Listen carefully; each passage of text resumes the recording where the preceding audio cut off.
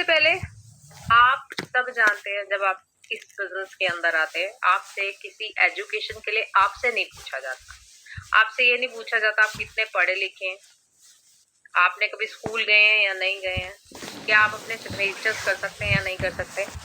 आप सब मुझे बताइए, क्या जब आप यहाँ ज्वाइन हुए आपसे किसी से ये पूछा कि आपने ग्रेजुएशन की है, कि आपने 12th की है? आपसे कोई ऐसा सवाल नहीं होता कि एजुकेशन के नाम पे कोई सवाल नहीं किया जाता। यानी कि अगर मैं 10वीं हूँ तो भी मैं नेटवर्किंग कर सकती हूँ, अगर मैं नहीं पढ़ी लिखी तो भी मैं नेटवर्किंग कर सकती हूँ।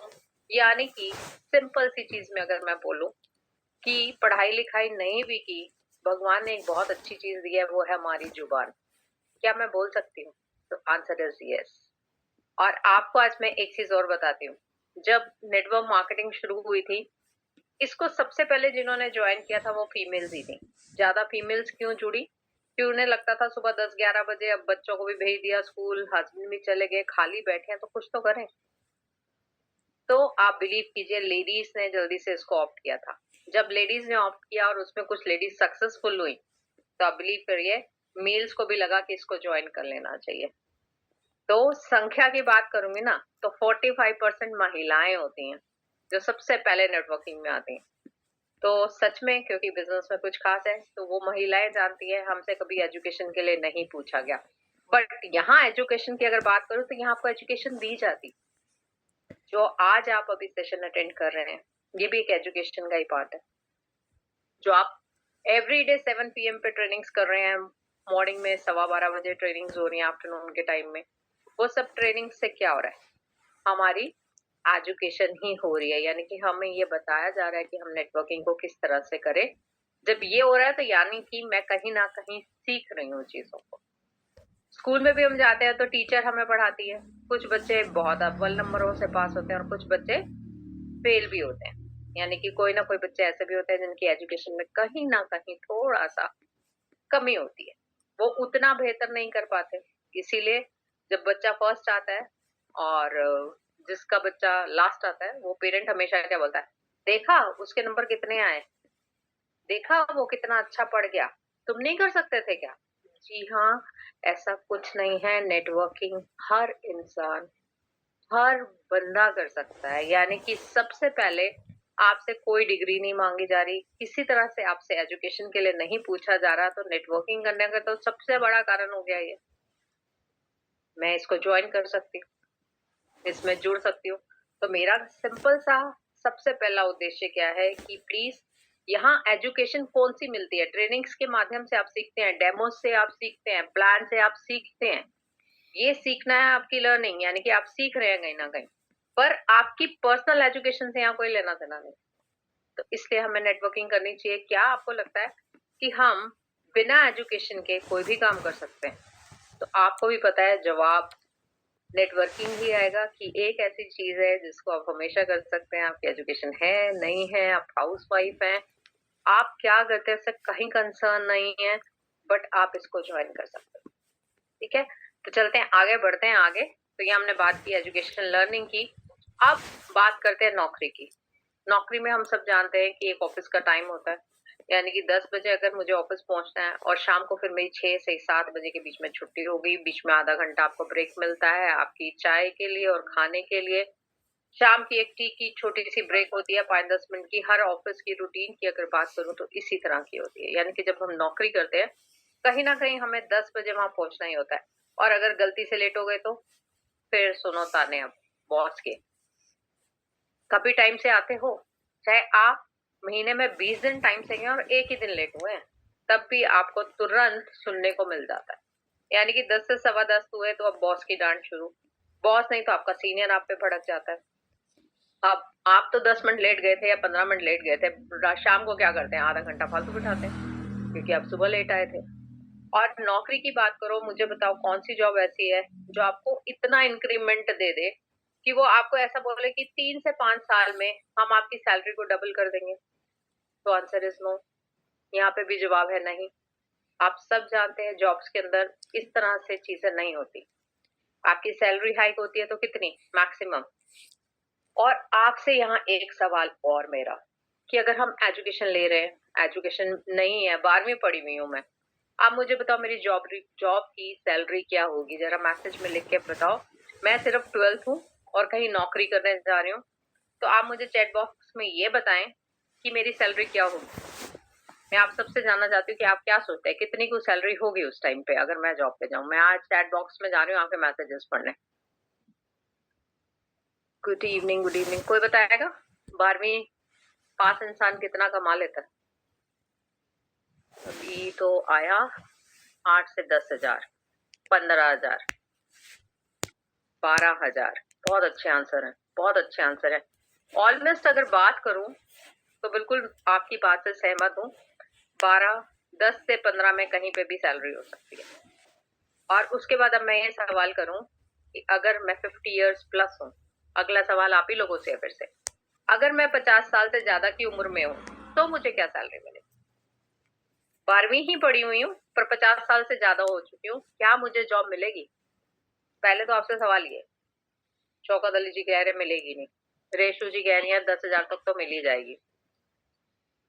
तो मतलब ना तो एज फैक्टर नेटवर्किंग के अंदर, अब देखो आप ही के, हाँ नीरजा मैम भी लिख रही हैं नहीं, 50 साल के बाद तो जॉब मिलेगी नहीं, क्योंकि उन्हें क्या लगेगा इस बूढ़े इंसान को रखने से अच्छा है कि एक यंगस्टर रख ले 20-25 साल का, क्योंकि वो तो बूढ़े भाग दौड़ भी कर लेगा। नीरजा मैम बिल्कुल सही लिखा है, नहीं मिलेगी जॉब। समीर जी बिल्कुल सही सही कह रहे हैं कि जॉब कहाँ से मिलेगी बताओ, जॉब तो मिलेगी नहीं, क्योंकि इस एज पे आशा मैम भी लिख रही है नहीं मिलेगी। देखो सब कॉन्फिडेंट है कि 50 के बाद जॉब नहीं मिलेगी, क्योंकि अभी भी आप इंडस्ट्री में देखिए जहाँ जॉब्स हैं, जो प्राइवेट सेक्टर के अंदर जॉब है, वहां क्या करते हैं एक इंसान की सैलरी, क्योंकि वो काफी सालों से उस कंपनी में रखा लगा हुआ है, एक अच्छी पोस्ट के ऊपर है, पढ़ा लिखा है, मैं 12वीं की अभी बात नहीं कर रही यहाँ पे, मैं कह रही हूँ वो पढ़ा लिखा है, उसने मास्टर्स की हुई है, उसकी सैलरी 2.5 से 3 लाख रुपए महीना हो चुकी है वहां पे।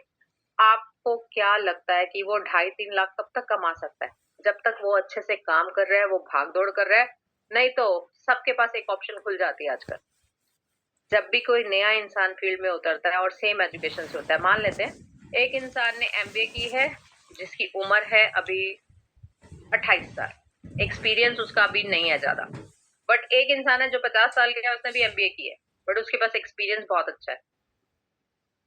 आपको पता है क्या होता है कि अगर वो 28 साल वाला इंसान भाग दौड़ के काम कर लेता है, अच्छे से काम कर लेता है, तो आजकल प्राइवेट सेक्टर में हाथ जोड़ दिए जाते हैं, बोलते हैं आपने बहुत अच्छी सेवाएं दी, thank you so much, pension तो आई नहीं।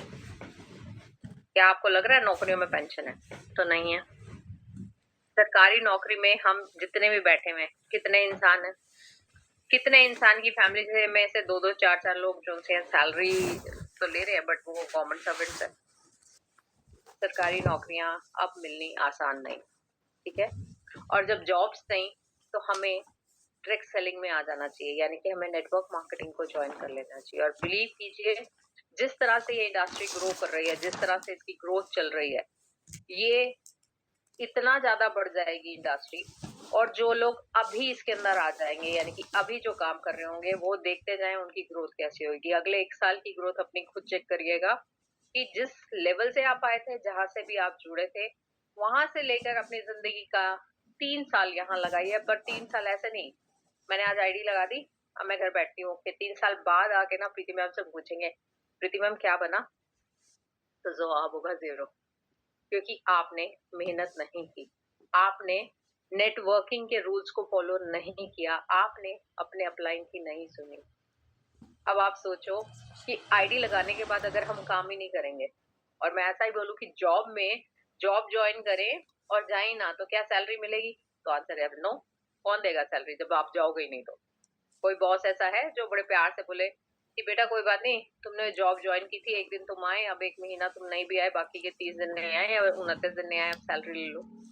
तो आंसर है नो, कुछ नहीं मिलेगा। उल्टा 15 दिन बाद ही नोटिस सर्व हो जाएगा, भाई आपने ज्वाइन नहीं किया, अपने घर बैठे। नौकरियों की हालत आप सब जानते हैं। बच्चे आजकल बहुत सारे ऐसे हैं जो नाइट ड्यूटीज करते हैं, उनकी रूटीन्स खराब हो गई हैं, डिफरेंट डिफरेंट शिफ्ट्स के अंदर काम करते हैं, यानी कि पूरी रात बच्चा जब सोता नहीं है, आप सोचो भगवान ने रात बनाई सोने के लिए, अब पूरी रात एक इंसान सो नहीं रहा, क्या वो दिन में जो नींद कर रहा है उससे वो चीजें पूरी होंगी? तो फिर आंसर है no। यानी कि जॉब करना अनिवार्य है किसी रीजन से, मान लेते हैं, तो साथ में नेटवर्किंग कर लीजिए ना, ईमानदारी से इसमें 2 घंटे लगा दीजिए ना। आप जो जॉब करके आए करके आइए, कोई दिक्कत नहीं है, कोई परेशानी नहीं, कर आइए, क्योंकि आपकी कहीं ना कहीं रूटीन्स में घर में पैसे की जरूरत है। मैं बिल्कुल इससे एग्री करती हूँ, बहुत सारे लोग होते हैं जो इस चीज को एग्री करती हूँ मैं, इसलिए तो कोई बात नहीं। बट आप जब नेटवर्किंग में आए तो ईमानदारी से टाइम दें। टाइम नहीं देंगे तो किसी भी तरह से आगे नहीं बढ़ पाएंगे। डॉक्टर उदित कुछ लिख रहे हैं, 1 मिनट में पढ़ लेती हूँ। 2 बार इन्होंने मैसेज डाला मुझे कुछ। हाँ, कह रहे मैंने भी नाइट ड्यूटी की है। बिल्कुल एग्रीड। दिन में आप कितना भी सो लीजिए, जो रात की नींद होती है ना, देखो हमारे ना शास्त्रों में भी ऐसा बताया गया है कि आपकी जो अच्छी वाली नींद होती है, बोलते हैं ना, अगर आप बेड पे 10 बजे चले गए, चलो नहीं भी गए, 2 से 4 वाली जो नींद मिलती है ना रात के, वो बहुत शानदार होती है, बहुत प्लेजेंट स्लीप होती है। बट अगर आप बच्चा पूरी रात बेचारा जॉब कर रहा है, तो आप क्या मानते हैं फिर उसकी नींद कैसे पूरी होगी दिन में? क्या उसको वो एटमोसफेयर मिलता है जो रात में मिलता है? रात में वाहन रुक जाते हैं, रेयर वाहन चल रहे होते हैं, इमरजेंसी में जो चल रहे होते हैं, रात में लाइटें बंद होती हैं, सुकून होता है, वो सब कहाँ से लाएंगे? दिन में नहीं हो सकता। दिन में बच्चा घर में आके सोया, बेल बजी, मेड आ गई है, माई आ गई काम करने वाली, चलो बच्चा डिस्टर्ब, फिर बेल बजी, कोई गेस्ट आ गया है, फिर एक बारी और बेल बजी, कोई बच्चा आ गया है, क्या करोगे? क्या वो नींद सो पा रहा है जो उसको सोनी चाहिए? तो आंसर इज नो। तो मैं बिल्कुल आज से ही आपको ये बात बोलती हूँ, आप जॉब कर रहे हैं किसी मजबूरी में, क्योंकि आपके घर के हालात ऐसे हैं जहाँ पैसा चाहिए ही चाहिए, जरूर करें। बट नेटवर्किंग में अपने 2 घंटे लगाएं। और वो 2 घंटे कैसे लगाने हैं? लोगों से मिलना है, डेमो प्लान करना है, उनको जोड़ना है, उनको बताना है, खुद प्रोडक्ट तो इस्तेमाल करना है, उनको करवाना है। तो ये जब 2 घंटे सोच लेना, या आपके पास सिर्फ संडे है मान लेते हैं, क्योंकि ऑफिस में ज्यादातर संडे छुट्टी होती है, तो संडे के भी घंटे सिलेक्ट करो कि आज मैं 4 से 5 घंटे अपना पर्सनल काम पहले करता हूँ, और उसके बाद 4 से 5 घंटे नेटवर्किंग को दूंगा। अब पर्सनल काम क्या है कि नेचुरली आप एक हफ्ते से ऑफिस जा रहे हैं तो कपड़े धोने हैं कहीं ना कहीं, है ना, इस तरह की भी चीजें हैं, घर का कुछ राशन लाना है, घर का कोई काम पेंडिंग है, वो करना है। एग्रीड, एग्रीड, मैं तो मानती हूँ ये सब सबके लिए जरूरी है। बट क्या हम समय देंगे? अगर हम समय देंगे तो हम सक्सेस भी होंगे। और बात करते हैं इसके आगे। अब आई होप मैं अपने पॉइंट्स आपको क्लियर कर पा रही हूँ। बिजनेस वर्सेस डायरेक्ट सेलिंग, फिर से एक बारी, अब मैं इसको किससे कंपेयर करूँ? एक बिजनेसमैन से। टाटा अंबानी से नहीं करी, बिल्कुल भी गलती से भी नहीं करी, क्योंकि उनके बिजनेस और तरह के और हमारे बिजनेस और तरह के।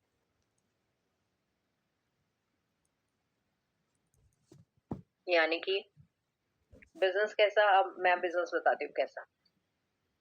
किसी ने कोई एक, ऐसा बोलते हैं, पकौड़े की दुकान खोल ली, इसको भी बिजनेस बोलेंगे। किसी ने एक पान की दुकान खोल ली, इसको भी बिजनेस बोलेंगे।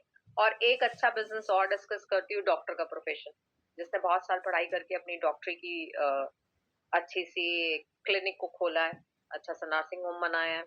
और बात कर लेते हैं बिजनेस को लेके, तो किसी ने किसी चीज का शोरूम खोला है, यानी कि कपड़े बेचने का काम कर रहा है, राइट? ये सब बिजनेस में आ गए, सब आ गए ना ये बिजनेस के अंदर। अब मेरा फिर से सवाल, क्या डॉक्टर अपने क्लिनिक को नहीं खोलेगा तो उसे पैसा आएगा? तो जवाब है नहीं आएगा। क्या आपके पास इतनी पूंजी है कि आप लगा के ये सब कर सकते हैं? नहीं है पूंजी भी। तो माँ मुझे बताओ कि बिजनेस, एक छोटे से छोटे बिजनेस की बात करें ना, तो आज 1,00,000-1,50,000 चाहिए उसके लिए। आप एक छोटी सी दुकान खोलें तो उसके लिए चाहिए। आप कपड़ों का बड़ा सा शोरूम खोला है तो इन्वेस्टमेंट सोचिए पहले, तो कितनी बड़ी इन्वेस्टमेंट है। इन्वेस्टमेंट से भी ज्यादा मैं बोलती हूँ उस जगह, जगह जो चाहिए आपको, उसकी कीमत है, उसकी कीमत है, उस जगह का किराया है। और आपको मालूम है कोई भी बिजनेस जब शुरू किया जाता है, पहले 6 महीने कुछ नहीं आता है, क्योंकि आप पहले 3 महीने किसमें लगाते हो? एटलीस्ट ऐसा तो हो। और 3 महीने का क्या, मैं तो बोलती हूँ पूरे 1 साल का किराया हम जेब में रख के चलते हैं जब कुछ भी करते हैं। मान लो उस जगह की कॉस्टिंग, जो मैंने जगह ली 50,000 है, तो अब लगा दो साल का कितना हो गया। वो तो पैसा पहले किराए के लिए चाहिए, क्योंकि किराया कितने दिन में खड़ा हो जाएगा? 30 दिन में। आपकी सेल हुई नहीं हुई, कोई कंसर्न नहीं।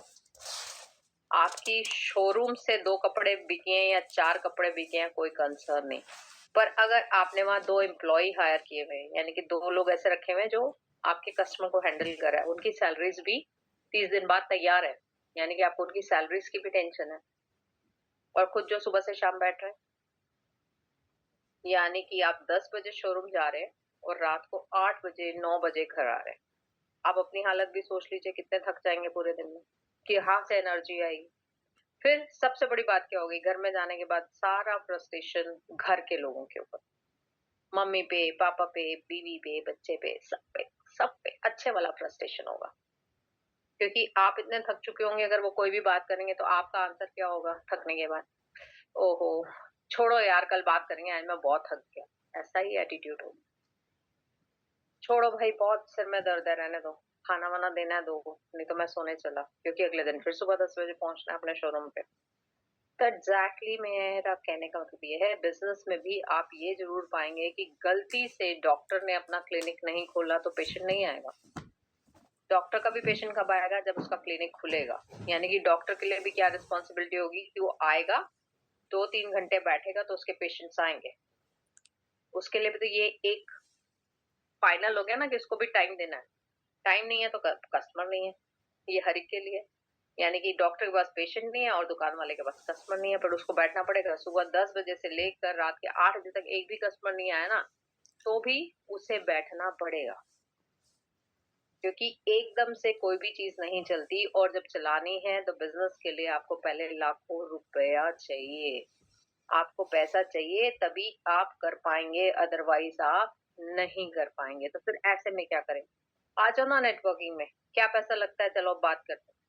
क्या पैसा लगता है आप लोगों का? एक एलसीसी आप करते हैं जिसमें आपके 2,500 लगते हैं, और उस एलसीसी के बदले, 2,500 के बदले आप अपने घर की जरूरत की चीजें लेते हैं। यानी कि मुझे अगर मिर्च, हल्दी, ये तो मेरे घर में डलता ही है, ऑयल मेरे घर में यूज होता ही है सब्जी बनाने में, ठीक है, शैम्पू मेरे घर में आता है, पेस्ट मेरे घर में आता है, साबुन मेरे घर में आता है। आपने जो 2,500 दिए ना, सच मानिए चाय आपके घर बनती है, जो आप 2,500 यहाँ देते हैं, उस 2,500 के बदले इतना अच्छा सामान लेते हैं जिसमें कोई केमिकल नहीं होता। जो प्रोडक्ट्स एक से एक होते हैं, उसी में हम अपने सेहत के भी प्रोडक्ट्स लेते हैं। तो फिर आप सोचो कि ये इंडस्ट्री कितनी अच्छी है, ये नेटवर्क इंडस्ट्री कितनी बेहतर है, कितनी अच्छी है। बट अगर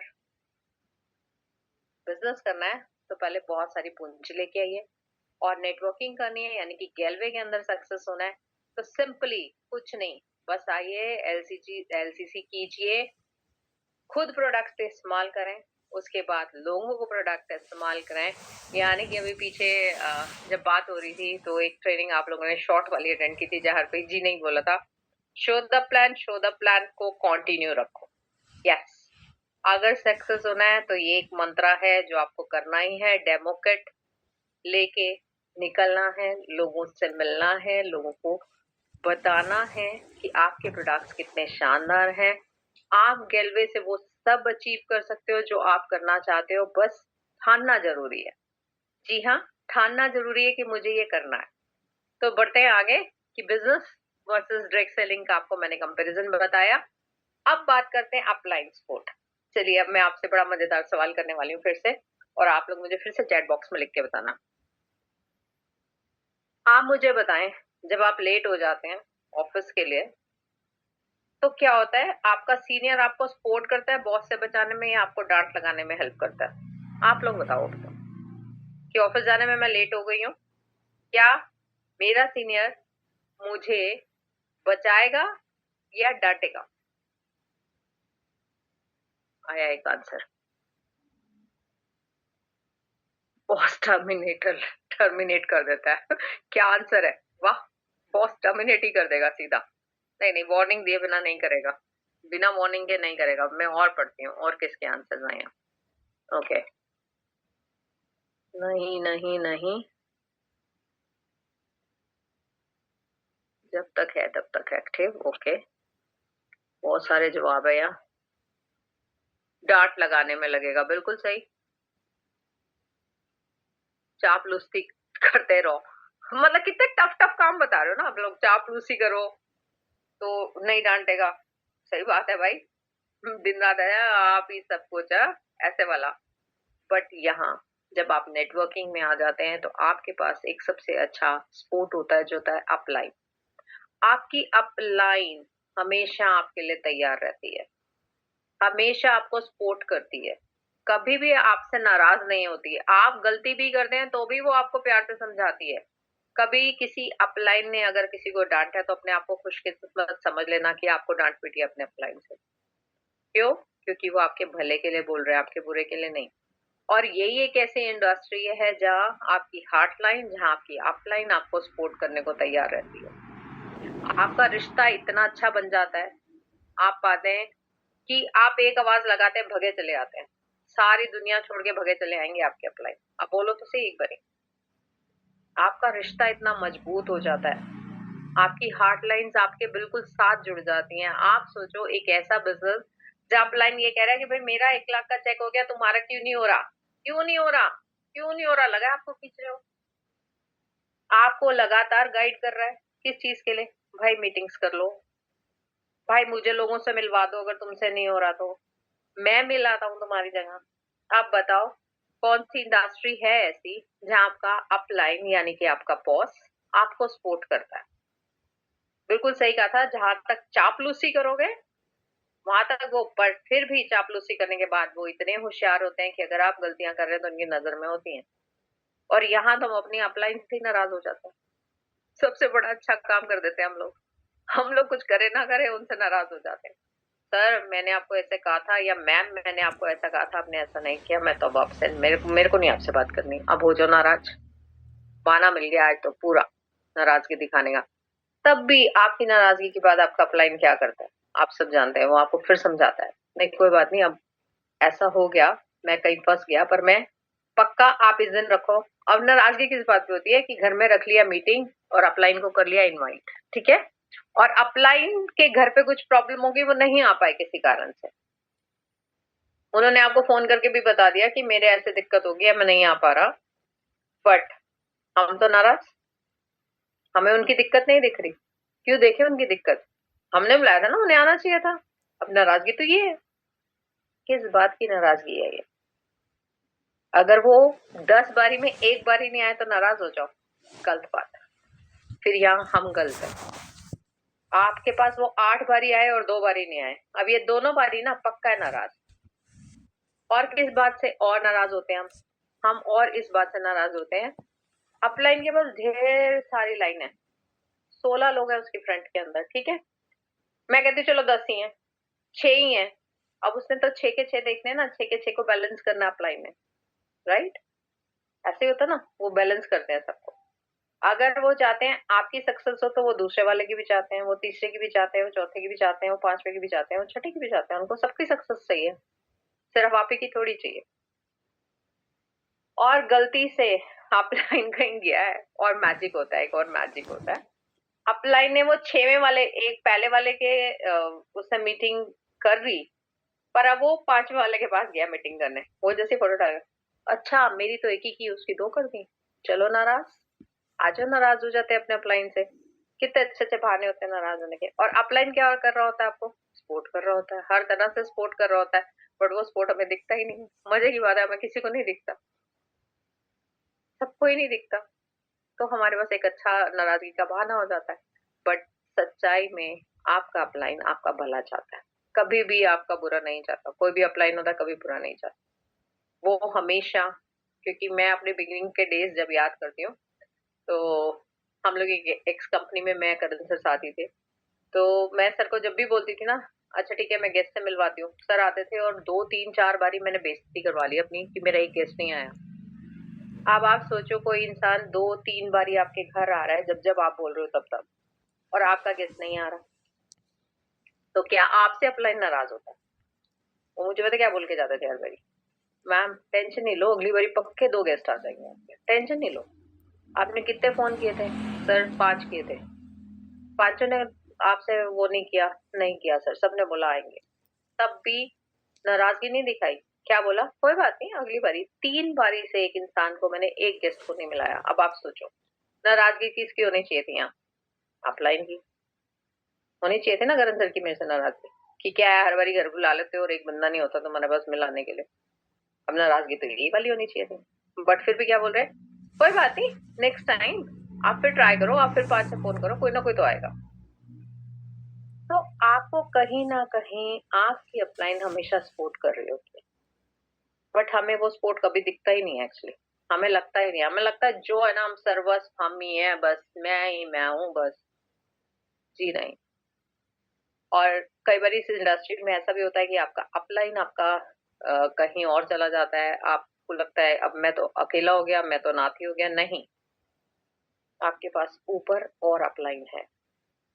यानी कि हम सब जानते हैं कि मेरे पास मेरा आरडी भी है, मेरे पास मेरा एलडीडी भी है, मेरे पास मेरा जीडीडी भी है। यानी कि सारे लोग जुड़े हुए हैं। किसी रीजन से वो चला भी जाए तो आप अकेलापन मत फील कीजिए, आपने आगे वाले अपलाइन से बात, और वो हमेशा सपोर्ट करते हैं। चलो अभी आपसे एक सवाल है, क्या करण सर हम सबको सपोर्ट करते हैं, हम उनकी टीम है या नहीं है? तो आंसर क्या है? मैं तो उनकी टीम हूँ। चलो, आप में से बहुत सारे साथी ऐसे हैं जो उनकी टीम से नहीं है। तो क्या करण सर आप लोग को सपोर्ट करते हैं या नहीं करते? तो मुझे पता है आंसर जो आना है, वैसे करते हैं। देखो, मुझे पता था आंसर ही आना है। डेफिनेटली हर हर इंसान जो नेटवर्किंग के अंदर है, वो चाहता है हमारी सक्सेस हो, वो चाहता है हम आगे बढ़े। हमारा अपलाइन हमें कभी गलत गाइडेंस नहीं देता, वो हमेशा हमें आगे बढ़ाने की सोचता है। वो क्या सोचता है, कल करण सर ने जब हम के साथ मीटिंग कर रहे थे तो उन्होंने बड़ी अच्छी चीज बोली थी लक्की जी को लेके, कि लक्की जी ने अपने लिए कभी ट्रिप अचीवमेंट नहीं सोची, बट हमेशा अपनी डाउनलाइंस की ट्रिप अचीवमेंट सोची। तो अपलाइन, देखो, खुद ट्रिप छोड़ रहा है किसके लिए? कि मेरी जो हार्ट लाइन्स हैं वो चली जाए। कल बहुत लोग थे, कॉमन लोग थे जो उस मीटिंग में भी थे, तो मुझे मालूम है आप लोगों ने उस ट्रेनिंग को अटेंड किया था। तो सच में यहाँ अपलाइन का सपोर्ट बहुत लाजवाब होता है, बहुत अच्छा होता है। बस हमें एक ही काम का ध्यान रखना है कि हम अपने अपलाइन से नाराज ना हो। कभी कोई मन में बात है तो आप बैठ के उनसे अपनी लाइन से क्लियर करिए। कभी आपको ऐसा लगता है कि कोई ऐसी बात है जो आप उनसे करना चाहते हैं, बिलीव करो वो आपसे बात भी करेंगे, आपको क्लैरिटी भी देंगे और आपके साथ काम भी करेंगे। तो ये बिल्कुल अपलाइन सपोर्ट सिर्फ यही है। किसी इंडस्ट्री में आपको ये सपोर्ट नहीं होता, वो सिर्फ नेटवर्किंग मार्केटिंग वाले ही लोग एक दूसरे को सपोर्ट करते हैं। यानी कि मेरे पास मेरे लिए अपलाइन तो होता ही है, वहीं मैं तारीफ करती हूँ कि हमारी हार्ट लाइन्स, मैं तारीफ करती हूँ, हमारी हार्ट लाइन्स भी उतनी ही प्यारी होती हैं। वो हमारे साथ इतनी अटैच्ड हो जाती हैं कि सच में ऐसा एक रिश्ता बन जाता है। और मैंने तो ये बहुत बारी नोटिस किया है। मैं सच बता रही हूँ कि अभी मैं यहाँ से सिर्फ नीरजा मैम को आवाज लगा दूं, आशा मैम मेरी टीम नहीं है उनको आवाज लगा दूं, रेखा मैम मेरी टीम नहीं है उनको आवाज लगा दूं, मैं किसी को आवाज लगा दूंगी ना, ये एक रिश्ता ही ऐसा बन जाता है कि ये लोग पहले तैयार है, ये लोग सब तैयार है आने के लिए, मिलने के लिए। बोलो तो सही क्या चाहिए आपको? तो अपलाइन सपोर्ट को कभी मत भूलिए, वो आपकी कभी जिंदगी में नहीं चाहते कि आप सक्सेसफुल ना हो, क्योंकि उन अगर आप सक्सेसफुल होते हैं तो उनकी तो सक्सेस अपने आप ही हो जाती है। तो अपलाइन सपोर्ट यही मिलता है, यानी कि हमारी नेटवर्क मार्केटिंग के अंदर, यानी कि डायरेक्ट सेलिंग के अंदर। तो अब बढ़ते हैं आगे। जी हाँ, ये देखिए, टाइम फ्रीडम की बात करें। समय, समय बहुत महत्वपूर्ण है। अब जब आप लंबी जॉब के अंदर थे तो भी आप घर में आके ना तो अपने बच्चों को टाइम दे रहे थे ना अपने पेरेंट्स को दे रहे थे। जब आप बिजनेस के अंदर है तो भी आपके पास वो टाइम फ्रीडम नहीं है। और जो एक दिन छुट्टी का अगर निकालते भी हो ना किसी बिजनेस के अंदर से, उसमें भी क्या होता है, माल भरना है गोडाउन के अंदर, और चीजें डालनी है, मुझे अपनी शॉप में और चीजें लानी है, आप उसमें बिजी हैं। तो क्या ये पिक्चर्स दिखा रही हैं, ये पिक्चर्स दिखा रहे हैं, क्या आप फैमिली को टाइम देते हो? नहीं देते। सच्चाई है ये। जब देते हो तो आपके बच्चे खुश हैं, आप अपनी फैमिली को टाइम दोगे तो आपके बच्चे खुश रहेंगे, वो हमेशा हंसते खेलते रहेंगे, क्योंकि उसको दिख रहा है पापा भी घर, मम्मी भी घर, बच्चे भी साथ में, तो एंजॉय करो आप लोग, बड़ा मजा आने वाला है। और जब आपके पास टाइम ही नहीं है तो ये वाली फ्रीडम कहाँ से लाओगे? सिर्फ डायरेक्ट सेलिंग एक ऐसी इंडस्ट्री है जहाँ टाइम फ्रीडम है, यानी कि मैं बिल्कुल ये नहीं कहूंगी कि अगर दिन में 8 घंटे आप डायरेक्ट सेलिंग करना चाहते हो तो आप 8 घंटे करो, उसके बाद भी इस बिज़नेस के अंदर ना थकावट नहीं होती, क्योंकि यहाँ किसी तरह की टेंशन नहीं होती। अगर मैं 4, 5, 6 मीटिंग्स भी करके आई हूँ ना, तो मैं फ्रेश ही आऊँगी घर के अंदर, कोई प्रॉब्लम नहीं। बट अब मान लो मेरे बच्चे का बर्थडे है, क्या मैं वो दिन छुट्टी ले सकती हूँ यहाँ पे? क्या यहाँ मुझे कोई डाँटेगा? या आपका अपलाइन डंडा लेके बोलेगा, "अच्छा, ओके, बेटे के बच्चे के बर्थडे के लिए छुट्टी ले ली? ऐसे कैसे ले ली?" बोलते हैं क्या? उल्टा होता है यहाँ? यहाँ उल्टा होता है। सब लोग मना रहे होते हैं। यानी कि आपकी अपलाइन भी बर्थडे मना रही होती है आपके साथ, आपकी हार्टलाइन भी मना रही होती है। सोचो, टाइम फ्रीडम होनी ही चाहिए लाइफ के अंदर। यानी कि जो समय मैं कहीं देना चाहती हूँ ना अगर बच्चों में या अपनी फैमिली में, वो देने के लिए तभी हो सकता है जब मैं यहाँ टाइम फ्रीडम लूँगी। यानी कि डायरेक्ट सेलिंग के अंदर, नेटवर्किंग मार्केटिंग के अंदर ये एक अच्छी चीज़ है कि हम अपने समय के हिसाब से काम करें। मुझे सुबह 11 बजे कहीं जाना है, बट मेरी एक मीटिंग है, मैं उसको 3 बजे रख रही हूँ। तो क्या मैं गलत कर रही हूँ? तो आंसर इज़ नो। 11 बजे वो काम खत्म किया और 3 बजे अपनी मीटिंग पे। हुई टाइम फ्रीडम। बट क्या ये जॉब के अंदर हो सकता था कि 11 बजे पहुँचना था और मैं 3 बजे पहुँच रही हूँ? हाफ डे कट गया जी, हो गया, कट गया पैसा। क्या ये बिज़नेस में हो सकता था? अगर मेरी दुकान का शटर ही नहीं खुलता, तो 11 से 3 में अगर एक भी कस्टमर आता, वो बगल की शॉप में चला जाता, मेरी शॉप पे नहीं आता फिर वो दोबारा, क्योंकि बगल वाला उसको अपना ग्राहक बना लेता। तो अब बताओ क्या टाइम फ्रीडम है? आप देखो जितने भी ऐसी शॉप्स हैं या आपके आसपास छोटी-मोटी दुकानें, कपड़ों के सेलर्स, तो आप उनको हमेशा पाओगे कि वो बिज़नेस में इतना रहते हैं कि वो उस तरह का टाइम नहीं दे पाते फैमिली के अंदर। बट क्या हम नेटवर्कर्स भी नहीं दे पाते? तो आंसर इज़ नो। हम फुल्ली अपने हिसाब से काम को कर लेते हैं। हमारा काम भी पेंडिंग नहीं होता, यानी कि मैं डेमो प्लान्स भी कर लेती हूँ और अपने हिसाब से चीज़ें भी करती हूँ। तो टाइम फ्रीडम अगर आपको चाहिए, आप भी चाहते हैं आप अपने बच्चों के साथ हँसे-खेलें, अपने मम्मी-पापा के साथ क्वालिटी टाइम स्पेंड करें, आपको भी इसी तरह की ज़रूरत है, तो जी हाँ, आप बिल्कुल राइट प्लेटफ़ॉर्म पे हैं। यानी कि आप नेटवर्क मार्केटिंग में आके बहुत ही अच्छा काम कर रहे हैं, बहुत ही अच्छा समय निकाल पा रहे हैं अपनी फैमिली के लिए, जो आज की डेट में तो सच में बहुत इम्पोर्टेंट है। क्योंकि ये जो टाइम है ना, ये कब फ्लाई होता है नहीं पता चलता, और अगर मेरे पास है, तो बेहतरीन चीज़ मेरे पास है। तो आगे बढ़ते हैं टाइम फ्रीडम के साथ-साथ। आहाहा! ये मेरा बेस्ट वो रहता है, बूस्ट कॉन्फिडेंस। जब आप याद करें, यहाँ कोई भी इंसान पहली बारी आता है और उसको बोला जाता है, "अ, आइए, आप हमारे कोरल डिस्ट्रीब्यूटर बन गए हैं, 2 लाइनें बोलिए।" धर, धर, धर, धर, धर। बोल पाता है इंसान? पहली बारी का एक्सपीरियंस सब याद करो, जितने जुड़े लोग हो सब याद करो। मैं अपना भी बताती हूँ, जब मैं फर्स्ट टाइम मेरे को बोला गया कुछ बोलो, तो मुझे लगा भाई दुनिया का ना सबसे मुश्किल काम मुझे आज बताया गया कि कुछ बोलना है। मुझे अपना नाम लेने में, प्रीति काला बोलने में भी डर लग रहा था। सोचो, अपना ही नाम बताने में डर लग रहा है और करण सर बोल रहे हैं, नहीं नहीं मैम बताओ ना अपने बारे में। अब सोचो, मेरा अपलाइन मेरे सामने खड़ा है और मेरे मुंह से शब्द नहीं आ रहे। बस मैं इतना बोला कि मेरा नाम प्रीति कालरा है, करण सर मुझे इस बिजनेस में लाए, मुझे अच्छा लग रहा है, छुट्टी। और वो भी कांपते हुए। अरे तो मैं फिर कॉन्फिडेंस से बोल रही हूँ, पर वो भी कांपते हुए। और हर इंसान इसी तरह से इस इंडस्ट्री में आता है। बहुत सारी महिलाएँ नेचर मैम के साथ जुड़ी हुई हैं, मेरे साथ जुड़ी हुई हैं, आशा मैम के साथ जुड़ी हुई हैं, जितने भी आप लीडर्स हो सबके साथ जुड़ी हुई हैं। आपने पाया होगा जब उनको फर्स्ट टाइम स्टेज पे लाए होंगे ना, उतना कॉन्फिडेंस नहीं होगा। बट इस बिज़नेस में आने के बाद उनका कॉन्फिडेंस बूस्ट हो जाता है, यानी कि उनको अब तो फिर जब ट्रेंड हो जाता है ना, जैसे अब की बात करते हैं, इतने सालों के बाद, आप मुझे बोलो कितने घंटे बोलना है, मैं बोल सकती हूँ। मैं हर टॉपिक पे आपसे बात कर सकती हूँ। अब आप सोचो, ये कॉन्फिडेंस कहाँ से आया? सॉरी, कहाँ से आया? ये इस इंडस्ट्री ने मुझे दिया। इस इंडस्ट्री से मैंने ये सब सीखा। यानी कि नेटवर्क मार्केटिंग में आने के बाद आपकी बहुत सारे चेंजेस होते हैं। हमारी टीम में एक मैम है संगीता जी, नोएडा रहती हैं, बहुत ही क्यूट फीमेल है हमारी टीम की। वो जब शुरू में आई ना, तो वो नोएडा से यहाँ आने के लिए ना ये बोलती थी जनकपुरी ऑफिस में आने के लिए कि मैं कैसे आऊँगी मैम? मैं तो घर से ही नहीं निकली। और नीरजा मैम लगी रहती थी उसमें कॉन्फिडेंस भरने, हो जाएगा। मैं भी बोलती थी हो जाएगा, एक दिन देखो खुद आ जाओगी। बिलीव करो, वो आज जब भी बोलती है ना, वो पहली बात यही बताती हैं सबको। कि मैं इस इंडस्ट्री में आई, मुझे आने में भी डर लगता था। मुझे मेट्रो देख के ही घबराहट होने लगती थी कि इसमें चढ़ूँगी कैसे? कहीं मैं गेट में तो नहीं फँस जाऊँगी? क्या मैं सीढ़ियाँ उतर पाऊँगी? मतलब इतना डरती थी। और आज संगीता जी को ना आप बोलो कहाँ जाना है, वो हर जगह पहुँच जाती। तो ये क्या है? उनका कॉन्फिडेंस बूस्ट हो गया है। वो कहीं न कहीं उनको पता चल गया है कि मेरी पावर्स बहुत सारी हैं। बहुत सारे फीमेल्स ऐसे हैं जो आते हैं, और फीमेल्स ही क्यों, मेल्स में भी बहुत सारी मैंने देखे हैं, जब वो शुरू-शुरू में आते हैं, उनका बोलने का ढंग ही कुछ होता है और होता है। और जैसे ही 6 महीने इस इंडस्ट्री में बीतते हैं, ओहो! Full of confidence. अब आप करा लो, कोई ऐसा इंसान नहीं मिलेगा जिसको वो मीटिंग करके आए और उसको वो छोड़ दें।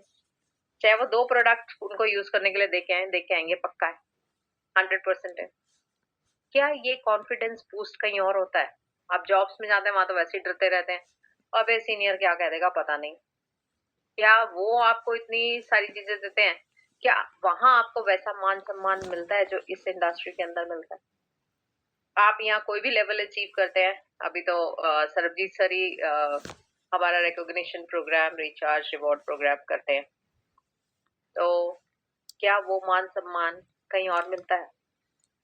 आप बहुत अच्छा जब काम करते हैं ना जॉब के अंदर, बहुत अच्छा, मतलब एक्सट्रीम लेवल पे अपने आप को झोंक देते हैं, मतलब तो आपको एक बारी बॉस बोलता है वेरी गुड, वेल डन। यहाँ तो हर महीने बोला जाता है वेल डन। आप करते हैं, आपको हर बारी वेल डन। जब आप लोग भी रिचार्ज रिवॉर्ड प्रोग्राम्स करते हैं, मालाएं कहाँ डलती हैं? अच्छा फैमिली में मैं चलो एक ना बड़ा अच्छा वो है मेरे को पास, फैमिली में आपकी ग्रोथ हो रही है, क्या आपके घर के खुश होते हैं? मतलब घर के कैसे बोलती हूँ मैं, कि दिरानी जेठानी है घर में, और जेठानी बहुत अच्छा कर रही है, दिरानी उतना कर नहीं पा रही है, अब क्या होने वाला है? यहाँ क्या होने वाला है?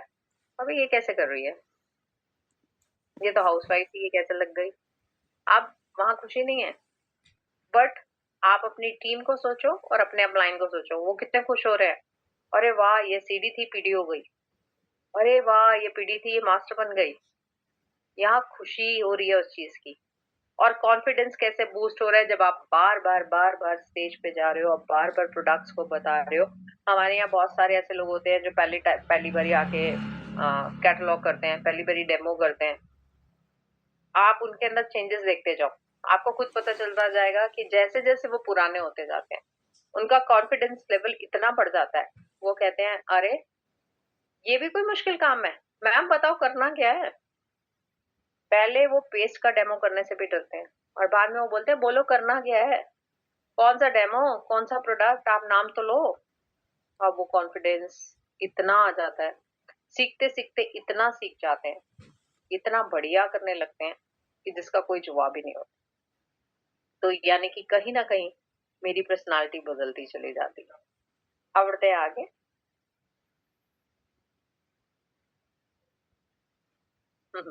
Reputation, reputation, build your reputation, बिल्कुल सही। यानी कि नेटवर्क मार्केटिंग में एक काम बहुत बढ़िया होता है। पहले मुझे कौन जानता था? जब मैं इस इंडस्ट्री में नहीं थी, मुझे कोई नहीं जानता। सिर्फ मेरी फैमिली मुझे जानती थी, मेरे 2-4 अड़ोसी-पड़ोसी मुझे जानते थे। क्या मुझे बहुत सारे लोग जानते थे, तो जवाब है ना। बट जब इस इंडस्ट्री में आई, मैं भी शुरू में वही थी, थर-थर, थर-थर, थर-थर। मुझे ट्रेनिंग दी करण सर ने कि आज ना हमने 5 प्रोडक्ट्स बताने हैं। बड़ी कॉन्फिडेंट घर से चली कि हाँ, मैं बताऊँगी। जैसे ही देखा मेरा अपलाइन सामने खड़ा और मुझे अब प्रोडक्ट बताने में सब भूल गई। ब्लैंक, क्योंकि वो मेरा फर्स्ट टाइम था। मुझे साबुन के बारे में बोलना था, आप सोचो मुझे साबुन नहीं बताया जा रहा। सोप नहीं बोलना आ रहा उस टाइम। साबुन और सोप बोलने में ही होंठ काँप रहे हैं। बट जब वो ट्रेनिंग्स करनी शुरू की, उन ट्रेनिंग्स में आगे बढ़ना शुरू किया, तो सच जानिए बहुत सारे लोगों ने पहचाना, बहुत सारे लोगों से पहचान मिली। पास से कई ऐसे लोग निकल जाते थे जिनको मैं जानती भी नहीं थी, बोलते थे प्रीति मैम कैसे हो? तो लगता था बाप रे! ये मुझे कैसे जानते हैं? मैं तो इनको जानती नहीं। तो पता चलता था ये मेरी ट्रेनिंग्स का हिस्सा हैं, ये मेरी ट्रेनिंग्स में जुड़ रहे हैं। आज भी मैं अगर बोलूँ तो आप सब जितने भी जुड़े हो, उनमें से कुछ नाम तो मुझे बहुत अच्छे से याद है, बट क्या सारे नाम याद है? पर आप सब मुझे पहचान जाते हो, ये मुझे हैरानी होती है कि अरे प्रीति मैम। और मैंने सबसे ज़्यादा इसको अच्छा एक्सपीरियंस कब किया था जब ताल कटोरा में बहुत सारे साथी आए थे। जब हमारा वहाँ फंक्शन हुआ था, यानी कि हमने सेलिब्रेट किया था अपना एनुअल एनिवर्सरी को, और जब हम वो कर रहे थे तो जब मैं वहाँ गई तो मुझे सच में लगा कि बाप रे! बड़ी दूर-दूर से लोग आए हुए हैं। कोई ऐसा देश नहीं है जहाँ से लोग नहीं हैं। बहुत सारे लोग आए हुए हैं। उनमें से एक बच्चा बहुत क्यूट सा था, बहुत प्यारा बच्चा आया, "मैम मैं क्या आपके साथ सेल्फी ले सकता हूँ?" आप बिलीव करो मेरे उसने तो सेल्फी बोली, सेल्फी तो उसको दे दी, तो मैं आके करण सर के सामने रोई। सर बोले, "क्यों रो रहे हो?" मैंने कहा, "मुझे नहीं मालूम था इस नेटवर्किंग इंडस्ट्री में आके ऐसा होगा। मुझे सच में नहीं पता था कि मेरी रेपुटेशन इतनी बढ़ जाएगी कि मुझे लोग दूर से पहचानेंगे, नाम से पहचानेंगे। ऐसा तो नहीं होता ना। परिवार के अंदर एक सीमित परिवार होता है, सबके घर में चलो चाचा होंगे, मामा होंगे, एक सीमित परिवार होते हैं, है ना? उसके अंदर लोग हमें जानते हैं कि हाँ, ये घर की बहू है, ये घर की बेटी है, वो एक अलग मैटर। बट हम एक ऐसे लोग बन जाते हैं जहाँ पे हमारी इतनी अच्छी रेपुटेशन हो जाती है जब हम मिलते हैं, तो एक-दूसरे से मिलने में भी इतना अच्छा लगने लगता है। अरे! ये वाले सर हैं, ओके। अभी अच्छा हम लोगों के बीच में कुछ सर आ जाएँ तो हम सबका क्या होगा? करण सर आ जाएँ तो क्या होगा? हम जानते हैं, सरबजीत सर को हम जानते हैं, चेतन सर को हम जानते हैं, हम संजीव छिब्बर सर को जानते हैं। जी हाँ, उनकी रेपुटेशन ऐसी हो गई, कितने साल से इस इंडस्ट्री के अंदर हैं। और हमें अगर यहाँ हमारा अपलाइन बोल देते ना, 3 साल दे दो, 3 साल मेहनत कर लो, तुम्हारा चेक पक्का 1 लाख का आ जाएगा, तो हम उसकी बात पे विश्वास ही नहीं करना चाहते। हम उसकी इस बात को सुनना ही नहीं चाहते। सर छोड़ो ना, कुछ नहीं होगा। आपका आ रहा है तो हमारा थोड़ी आ जाएगा। आप कमा रहे तो हम थोड़ी कमा लेंगे। नहीं जी, वो भी उनके पास भी वही 2 आँखें हैं, वही 2 हाथ हैं, बट उनका ये हमसे कई गुना ज़्यादा तेज़ चल रहा है। कई गुना मल्टीपल है, क्योंकि उनको विज़न दिख रही है, बट हमें नहीं दिख रही। बट आस्ता-आस्ता जब हम समय बिताते हैं, तो हमें भी वो विज़न दिखने लगती है, यानी कि हमें भी ये समझ आने लगता है कि हम एक ऐसे इंडस्ट्री के अंदर हैं, जहाँ हम बहुत कुछ कर सकते हैं।